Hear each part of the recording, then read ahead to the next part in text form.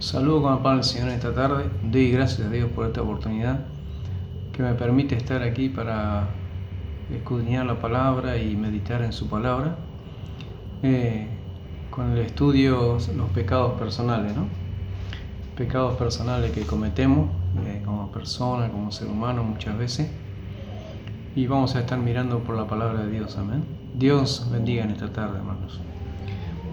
Vamos a comenzar leyendo en Romanos capítulo 3. Amén. De versículo 9.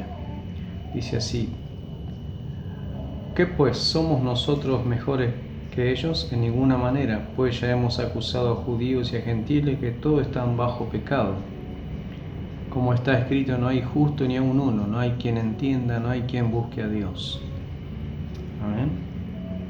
Que Dios nos ayude, hermanos.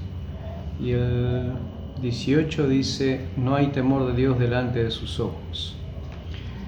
Aquí el apóstol Pablo, ¿no?, enumerando algunas cosas refiriéndose a la persona que no conoce a Dios, ¿no? Que dice: no hay quien busque a Dios. Amén. Que Dios nos ayude, hermanos.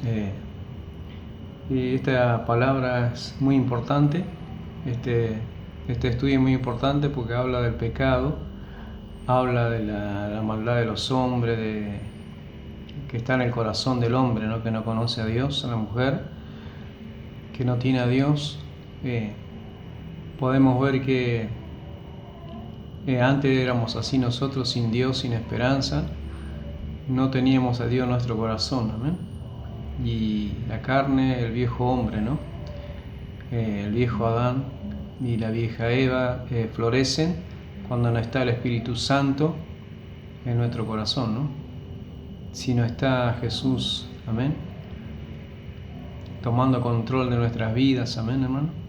Pero qué bueno que hemos conocido a este Dios poderoso, este Dios que un día dio su vida, envió a su Hijo en la cruz para morir por nuestros pecados.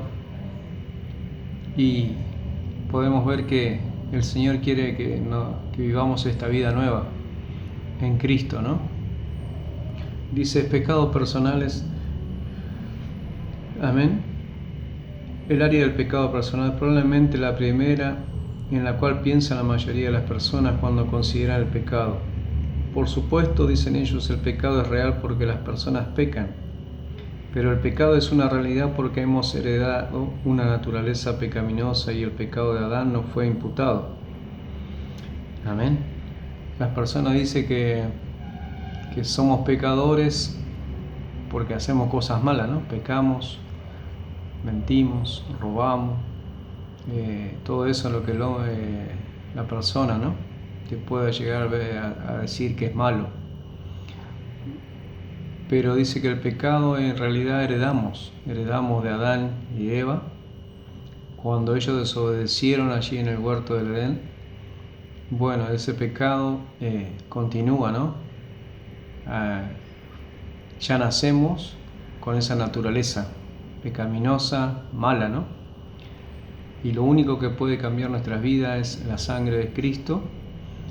Lo único que nos puede cambiar es la sangre de Jesús, vertida en la cruz, que nos limpia de toda maldad, de todo pecado, ¿no? No hay otro remedio, no hay otra solución para el pecado, para el ser humano.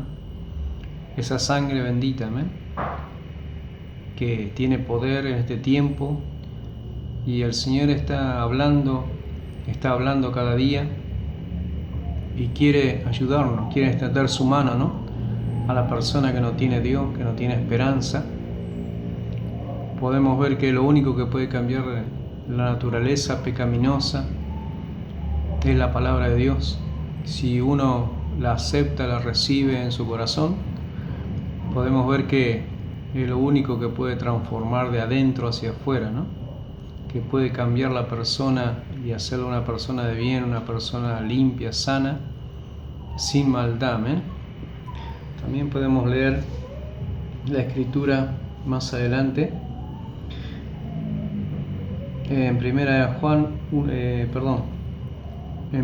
de Corintios 3. Primera de Corintios 3 dice: de manera que yo, hermanos, no pude hablaros como a espirituales, sino como a carnales, como a niños en Cristo. Y el 3 dice: porque aún sois carnales, pues habiendo entre vosotros celos, contiendas y disensiones, no soy carnal y andáis como hombre, porque diciendo el uno, yo ciertamente soy de Pablo, y el otro, yo soy de Apolo, no soy carnales. Aquí hablando el apóstol Pablo a la iglesia, ¿no? Corintio, que eran carnales todavía, eran creyentes, pero todavía estaba, amén, viviendo como hombres, estaban viviendo como hombres comunes, ¿no? Por eso dice que enumera aquí el estudio algunas cosas, ¿no? La mentira, la carnalidad, todo lo que tenemos que apartarnos como creyentes, ¿no? Y a no ser carnales, de hacer morir lo terrenal, dice en otro lado en el pasaje, en vosotros, ¿no? Hacer morir lo terrenal en vosotros. Y después, si habéis resucitado con Cristo, buscad las cosas de arriba, donde está Cristo sentado a la diestra, ¿no? No reine pues el pecado mortal en vuestro corazón, amén. También dice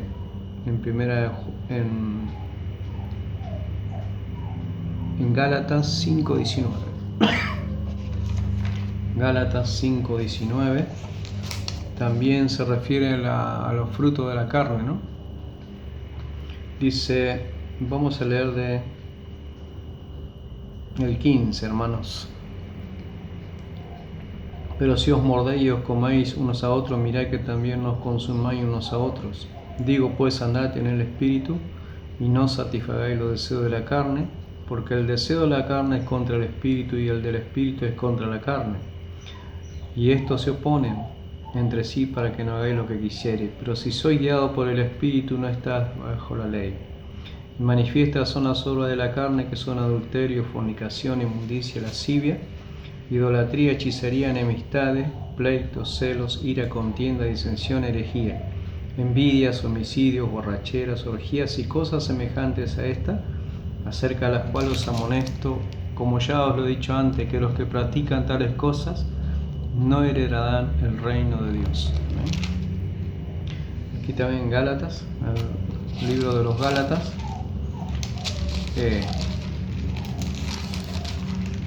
podemos ir aquí, ¿no? También el apóstol Pablo escribiendo a la iglesia que los deseos de la carne, ¿no? Decía, no satisfagáis los deseos de la carne, dice, andad en el Espíritu y no satisfagáis los deseos de la carne, porque el deseo de la carne es contra el Espíritu y el Espíritu es contra la carne, ¿no? Hay una lucha interna, ¿no? Y el Espíritu Santo que nos guía a las cosas de Dios, y la carne, nuestra carne cada día, ¿no? Que hemos heredado el pecado, como ya hemos dicho, esa simiente que tenemos, ¿no? Que heredamos. Podemos ver que la lucha cada día, que la carne no quiere orar, no quiere leer la Biblia. Jesús lo dijo, ¿no? Orad y velad para que no entréis en tentación. Dice, el espíritu de la verdad está dispuesto, pero la carne es débil. Amén. Que Dios nos ayude, hermanos, que a buscar la fuerza en el Espíritu Santo, esa fuerza espiritual, para vencer nuestra carne, para vencer los deseos, ¿no? Para vencer todo aquello que a Dios no le agrada. Que Dios nos ayude, hermanos, a vivir los frutos de la carne, ¿no? Qué feo, ¿no? Envidias, todo eso. Idolatría, enemistades, celos, iras, contiendas, disensiones. Que esos frutos no estén en nuestro medio, ¿no? En nuestra iglesia, sino que tengamos los frutos del Espíritu, ¿no? Que son amor, gozo, paz, benignidad, mansedumbre, templanza, ¿no? Que Dios nos ayude a andar en los frutos del Espíritu, ¿no? Dice, también podemos, todos cometen pecado personalmente, excepto los infantes, los niños. Santiago lo expresa bien claro cuando afirma que todos ofendemos de muchas maneras. Amén. Lo podemos ver en Santiago 3:2. Dice, porque todos ofendemos muchas veces, y si alguno no ofende en palabra, este es varón perfecto, capaz también de refrenar todo el cuerpo. Amén. A veces con la lengua, ¿no? Ofendemos, y que tengamos cuidado, ¿no, hermano? De no ofender al hermano cuando hablamos, de tener cuidado de bendecir a nuestro hermano, no criticar, no ofender, ¿no?